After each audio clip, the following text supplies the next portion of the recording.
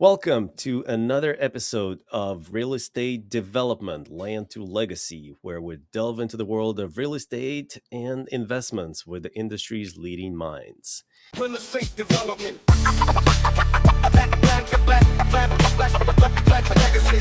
Today, we have the pleasure of hosting Lane Kawaoka, a former engineer who transitioned into real estate mogul. With over 10,000 rental units under his belt, valued at an impressive 2.1 billion, Lane's expertise in passive real estate investing is unparalleled.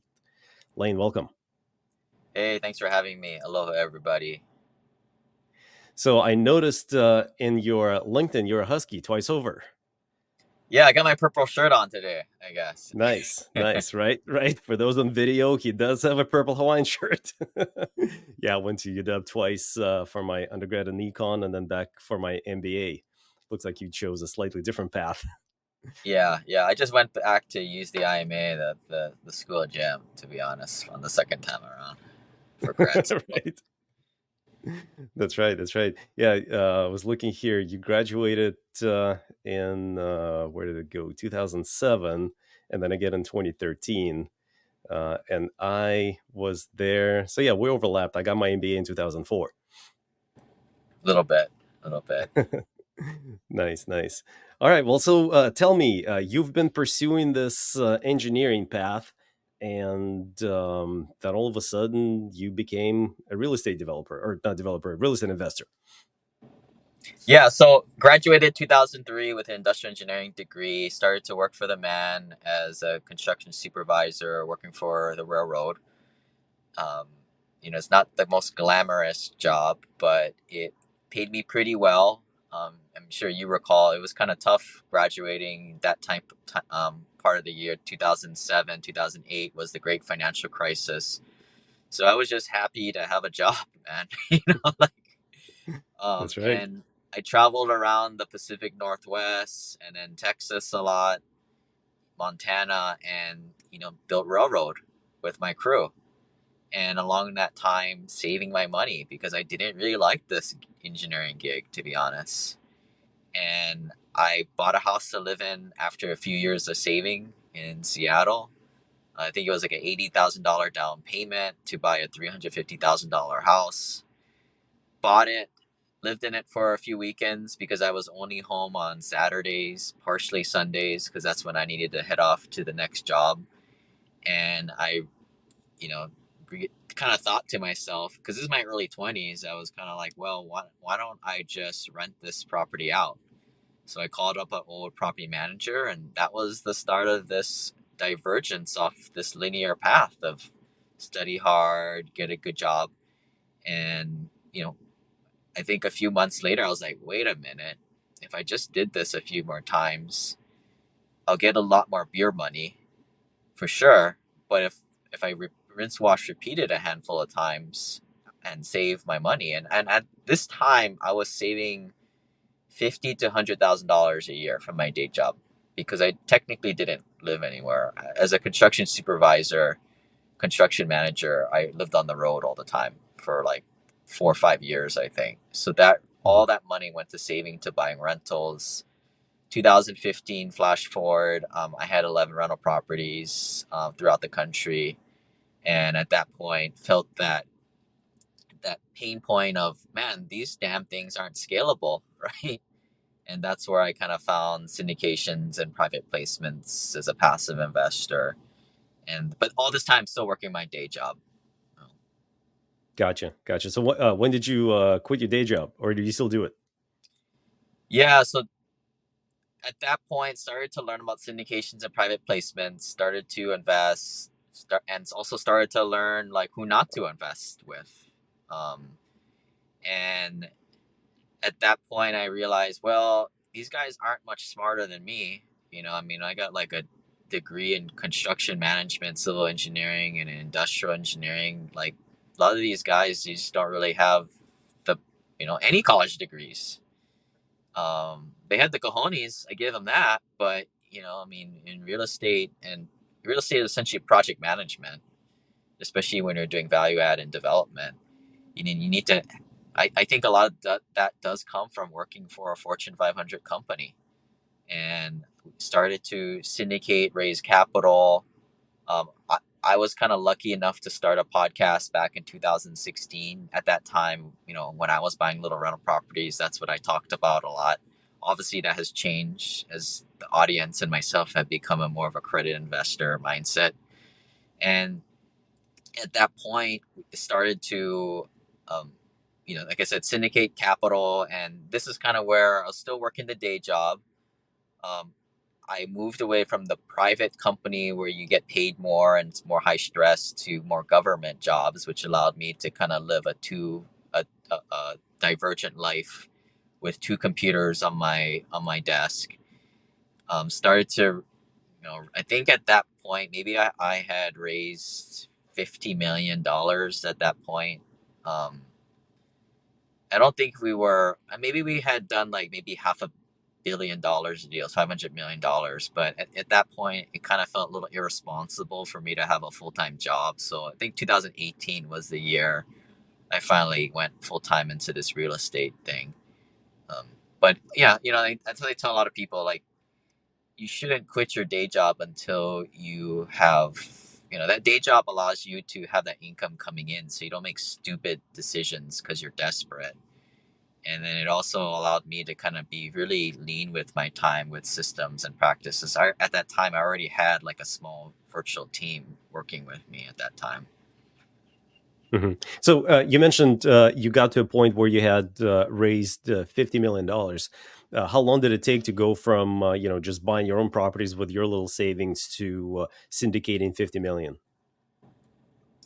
I mean, again, like started first property bought 2009, 11 by 2015. I mean, that was kind of the incubation period. Hmm.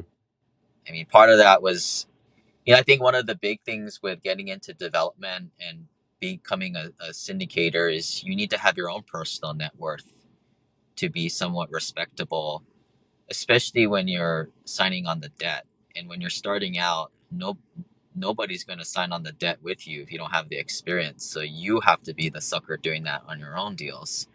So unless you have a net worth of a couple million at the very least, you're not going to qualify for the loan. On a construction project or like just a simple multifamily value add. Your net worth of your KP team needs to be greater than or equal to the loan. There's no way around that. Right. Do you buy only existing properties or do you develop from scratch?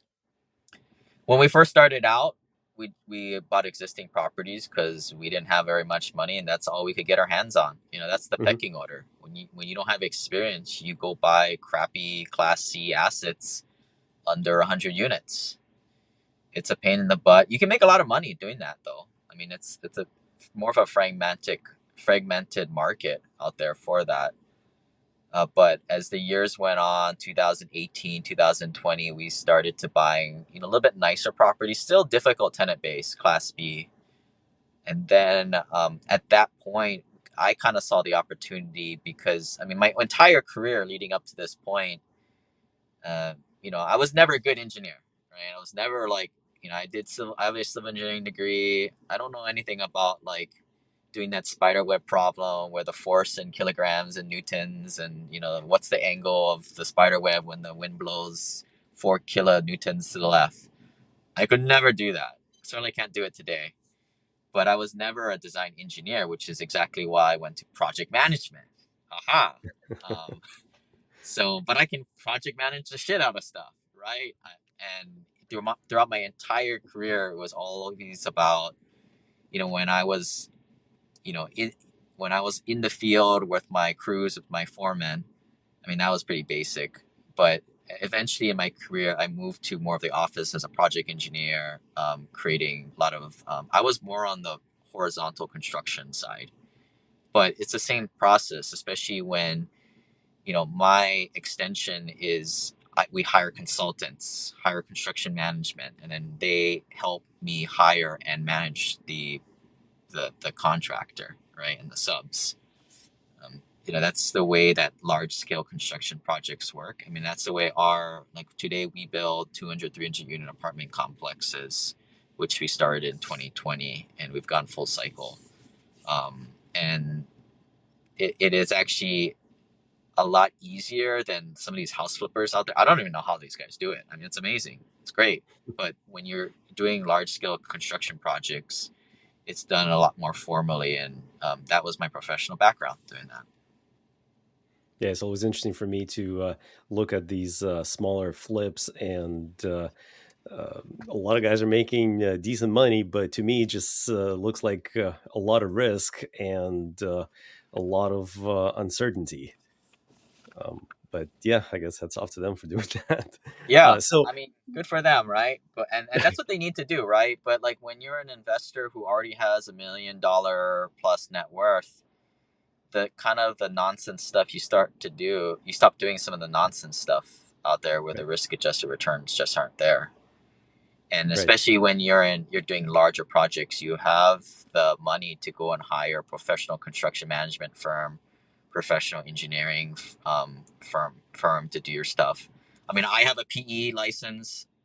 I just did that so my parents, would actually think I actually panned out to something in life.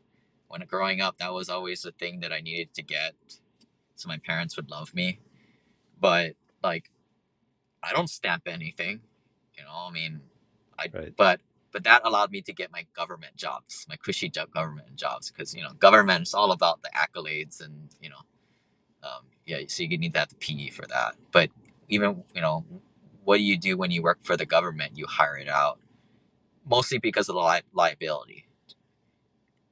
right. Exactly, exactly. Yeah, I definitely understand. Um, so today, do you actively manage your projects that you invest into, or do you invest and have somebody else manage developments, operate existing properties? What's your model? It's a little bit different for the value add projects. I think after 2020, we started to kind of hire people out that were a lot better than us. In reality, I'm, we're kind of just the kooky entrepreneurs that kind of put this stuff together and put our own skin and signed on debt in the beginning. We took on that risk ourselves personally. So for people, going through that stage, it can go well, it can go bad, right? It's somewhat market dependent, and it's risky. I was fortunate enough to get past that stage with that stuff. So in 2020, we went over $1 billion of assets under ownership, and we had so many assets that we could hire somebody at $150,000, that type of level, right? Who their pedigree, and you can kind of, that would be my recommendation is look as soon as you can and afford this person, hire this person out, because this person is going to have 5-10 years of property management experience. It might be as simple as sitting behind that leasing office getting paid 40 grand, 50 grand. To me, that experience is extremely valuable, that in the trenches time. But typically, to get to the level of caliber we're looking for, they're going to need another 5 years with, working for a private family office, managing their assets, or a big private equity firm um, as a director level there. So that's kind of the person we headhunt for that position, and that essentially allowed us to take ourselves out of the day to day property management and put somebody much better in the seat for that. Like very quickly we realized, like, when they're in the seat, they caught on to these little nuances that you can, unless you were in that property management behind that front desk for few years, you just would never know, right? Like, I mean, we're smart people, but we don't have that heuristics, that true understanding of somebody with that job description.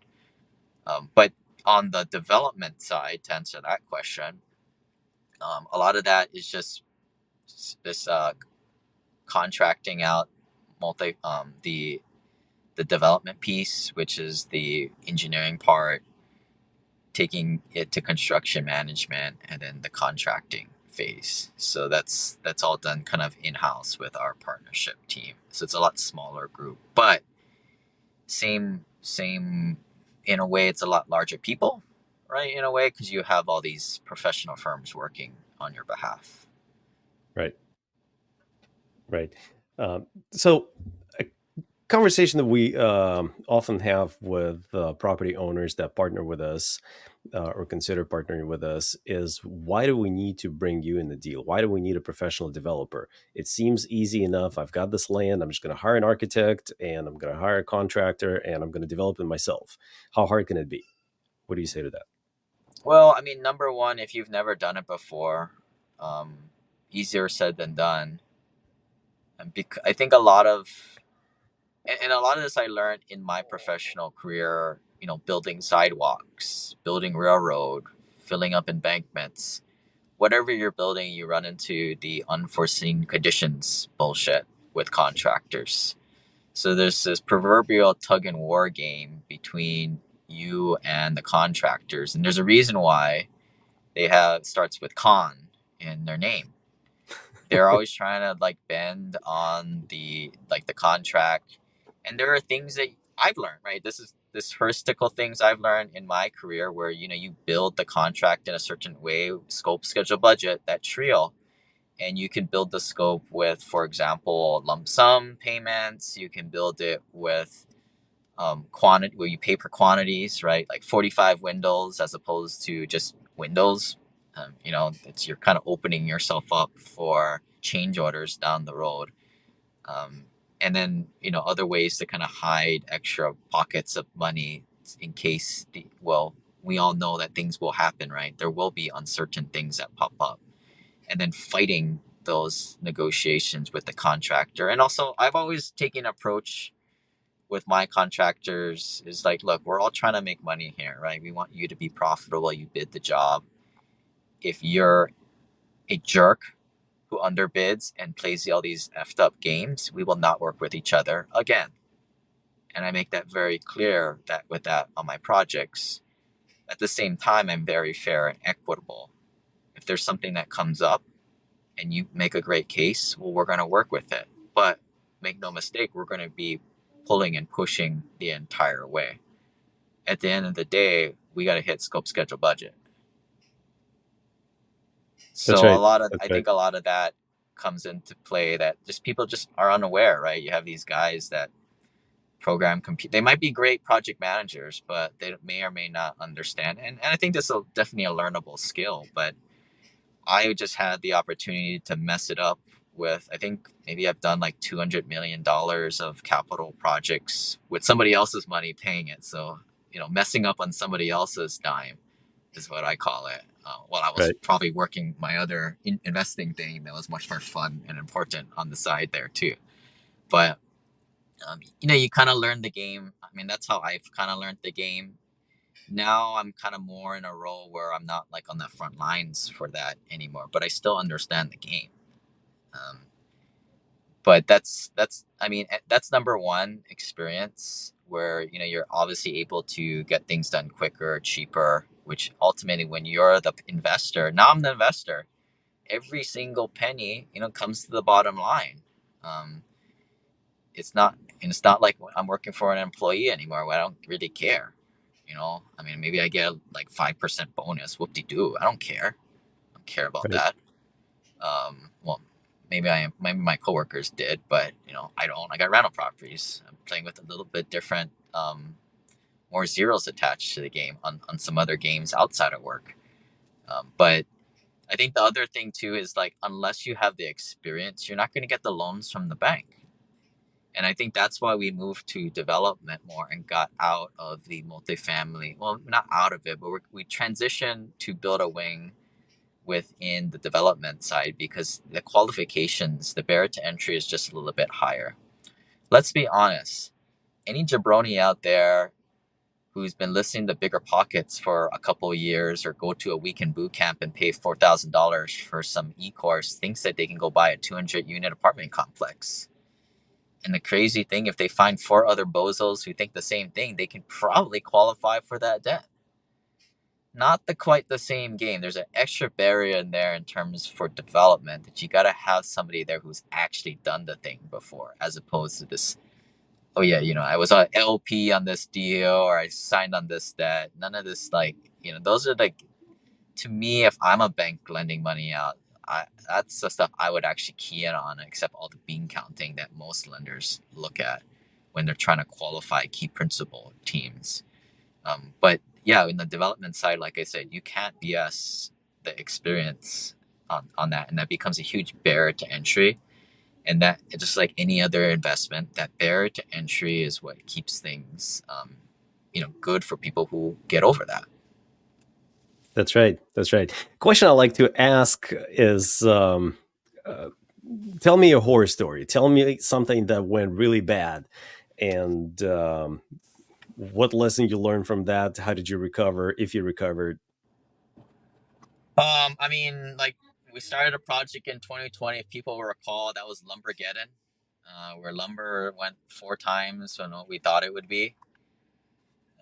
It happens. I mean, we try to do guarantee maximum price contracts to take risk out. You pay a little bit more for that, but you want to de-risk your costs as much as possible, especially when you're taking in investors' capital, and that cost, that investor capital is somewhat fixed, right? It's kind of hard to ask for a capital call. But for the lumber issue, I mean, shit, what are you gonna do?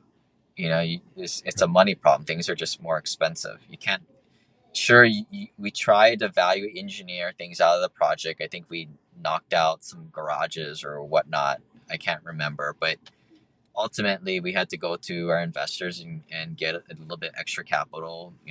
I myself put in some money, made a loan to the asset, still getting paid back on that, but that's the right thing for the project. And we move on and we get the thing built, and we just have to play the patience games to sell the thing and cash out, right? I mean, the lumber piece, yeah, it sucks to put in money for a capital call, but a lot of it was due to inflation, and the inflationary pressures increase the price per unit sold at the end of the day, right? So you should be able to recoup that at the end. Right. But as far as like lessons learned, that stuff is going to happen. You just got to communicate it, and I think we're pretty transparent with our investors. May not be the story that they want to hear, but it's a legitimate story. I mean, I tell people, look, if you don't understand that, please do not invest with us. Right. Well, I think the main thing is, it comes with experience, and experience tells you that there are going to be surprises. There are going to be unexpected circumstances that happen, and you got to deal with it, and you got to communicate to your team and to your investors. Uh, how do you typically finance a project? So you've got, you syndicate. You got multiple investors. What does that capital stack typically look like for you? I mean, pretty standard. I mean, you get the bank, you buy the land, typically cash, and then you might need to do some pre-development on it. So that might be 6 months, that might be a couple of years, right? Depends. But you get the construction loan when it's time to go, when you're shovel ready. And then so the bank is the senior debt. They're the majority stake. They got more majority of the capital stack. And then on the opposite end, you have the common equity and LP investors there. In some cases, you might throw in a layer of preferred equity. But no, other than that, that's the way we roll. So, on a normal deal, there would be like what, somewhere probably 65, 70% debt, right? The remaining 30% would be equity. How does that equity break down in terms of your GP contribution versus LP contribution versus pref or mez? It ranges a lot. I think like the pref equity, that might be like, maybe 10% of like the common, like in comparison to the common equity. Hmm. In past, we've always kind of put our own money into deals of substantial amount, but we don't do the 10% thing. Like, that's a little absurd, I think. Like, I mean, we're not like an institution. We're not made out of money. That's why we're still working our asses off to power these projects along. We'll put several $100,000 in, but like 10% of a $15 million capital raise is $1.5 million. I don't have that to put into like multiple projects, right? So I mean, I think that's kind of where I know investors talk about the 10% rule, Hmm. and I think that's great for an operator who's getting started under $1 billion assets under ownership. On the other end of the spectrum, you have institutional investors. Those guys don't put any money in. Why? Because they don't need to. They're an institution. They're proven. They have zero skin in the game. Maybe carried interest, but zero skin in the game on the load. I think we're kind of somewhat in the middle. You know, Hmm. How difficult is it to syndicate equity in this market right now? it's probably three times as hard Three on times a as hard. yeah. So if you need to raise, I don't know, $5-10 million, how long would it take? It depends on the deal. I mean, it's not really a timing thing. I think it's more of a capacity thing. Where How do you mean? before we could probably do 50, 12, 15 million. Like I said, it's like about a third these days, which Hmm. is kind of frustrating because right now it's like, I mean, the market just came down 20-30%. This is like no, this is like 2010, 2012 all over again. So, and this is where, I mean, but it's just, this is logical, right? When you think of Warren Buffett's whole quote where he's saying, be fearful when others are greedy, but be greedy when others are fearful. And right now things are very fearful. Interest rates haven't come down quite yet. And there's been, I mean, commercial real estate has been hit harder than what it was in 2008. So there's a lot of fear out there from investors. But this is where you realize who has the cojones for this type of investing. And I mean, I know we have a lot of like developer folks on the call. Um, so I'll throw this out.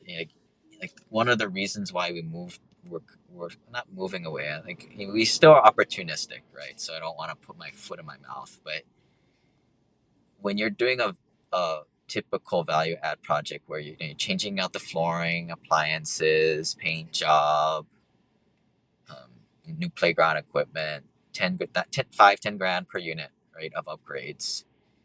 All you're trying to do at the end of the day is bump that net operating income 10 to 20% in 4 or 5 years,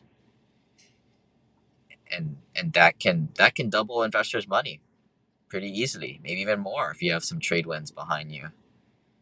But what we've seen these last couple of years in the market correction is these cap rates reverse in such a manner where you have a drop of 30%.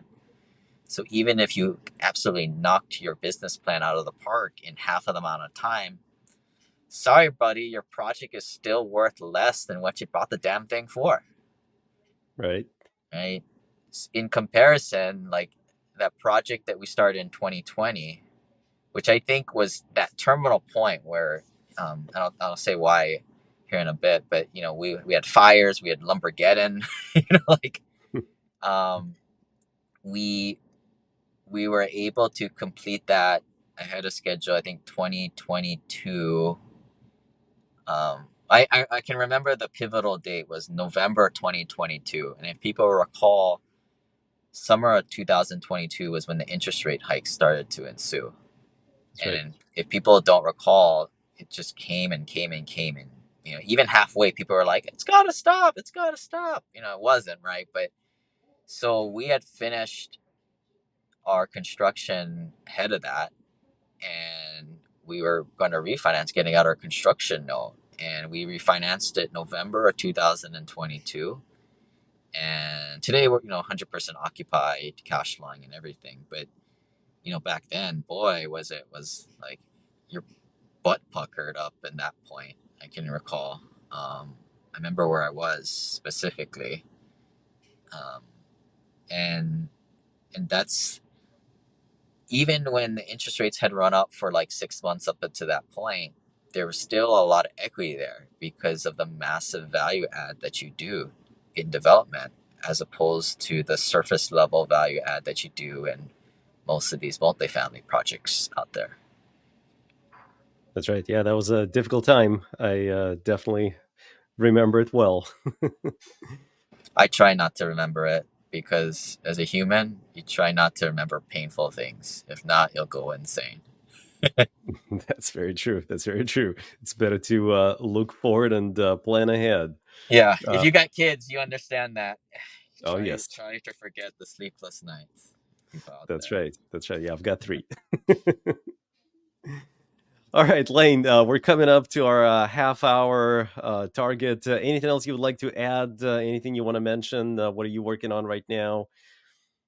Yeah, I mean, we've got a few projects in the hopper. We're kind of just waiting for these. I mean, we got shovel ready projects ready to go, just kind of waiting for interest rates to come back down at this point. Um, I mean, nobody's building, and the reason why, it's logical not to do it. Just in a way, everybody's kind of just waiting for the floodgates to come back down. If you want to head into a construction, no, you're paying 10% on that thing. Yeah. Just makes logically sense to just wait and hold. I think maybe that's a lesson learned too. I mean, we buy the land cash, so it's not like we have like debt on the land. So it's not like we're forced to kind of move forward. We Mhm. have the ability to kind of just wait. But I mean, I'm super optimistic about the future because in 2020, let's just call it beginning of 2023, after the interest rates started to come up, people stopped building. So usually takes a project 2 to 3 years to get born. So you're gonna have this supply. Right now, supply is really high because everybody and their mother was grabbing up all the free money 2020 to 2022 summertime. But now you're gonna have that, a faucet being shut off because the people stop building in 2023. So you fast forward 2022, 3, 4, 5, and 25 and 26 is when you're gonna have that supply go way down. So if you can just get out now, um, you'll be good. I mean, in a way, that's think of it kind of like I graduated in 2007. I entered the workforce in 2008, 2009. It was not good to be, a new, brand new employee. I got lucky. I got lucky on that one. So in similar effect, a lot of this is macroeconomics and timing. So you can get out with your project when the gates open up. I don't know if it's next quarter. I don't, probably next year, right? This next year, 12 months, who knows? You're gonna come out 2020, 2027 and beyond looking amazing. There'd be very little supply hitting the market and competition. So we'll leave people with a little optimism. If you want to get in contact with me, Lane at thewealthelevator.com. And then if you're interested in other tax strategies and passive investor strategies, check out the podcast, The Wealth Elevator, and my new book, The Wealth Elevator. Excellent.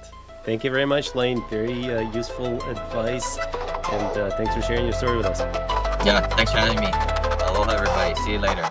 From the tracks to the stacks, Lane switched his lane. Engineered by trade, but real estate called his name. Started with one house, now 10K units strong. 2.1 billion later, he's still proving them wrong. Used to hustle for the man, now he's the boss. Syndicating deals, never taking a loss.